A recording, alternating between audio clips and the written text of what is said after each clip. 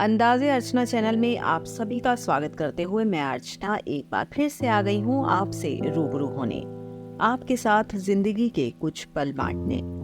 दोस्तों, जिंदगी की किताब भी क्या किताब है। इंसान जिल्द संवारने में व्यस्त है और पन्ने बिखरने को बेताब हैं। बिल्कुल दोस्तों, हम सभी अपने अपने कर्म करने में लगे हैं, फिर भी कहीं ना कहीं कुछ ना कुछ बिखर ही रहा है। जीवन एक बांसुरी की तरह है जिसमें बाधाओं रूपी कितने भी छेद क्यों ना हो। जिसको उसे बजाना आ गया, समझो उसे जीना आ गया।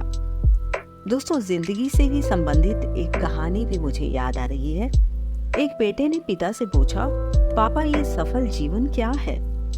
पिता बेटे को पतंग उड़ाने ले गए। बेटा पिता को ध्यान से पतंग उड़ाते देख रहा था।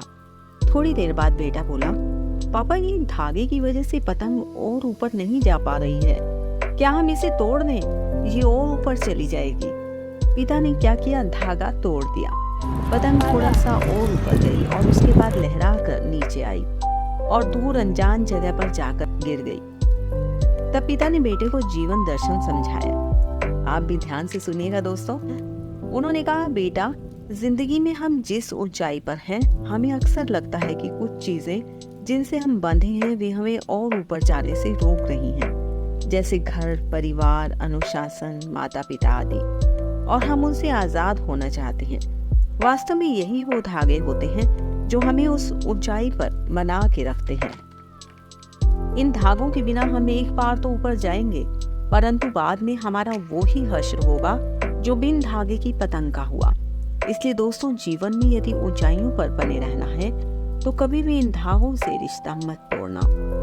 धागे और पतंग जैसे जुड़ाव के सफल संतुलन से मिली हुई ऊंचाई को ही सफल जीवन कहते हैं।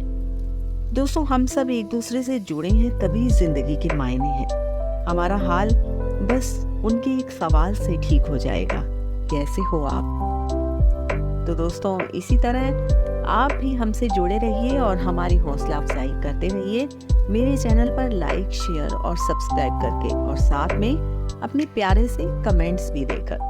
मिलते हैं अगली बार अगले पॉडकास्ट के साथ।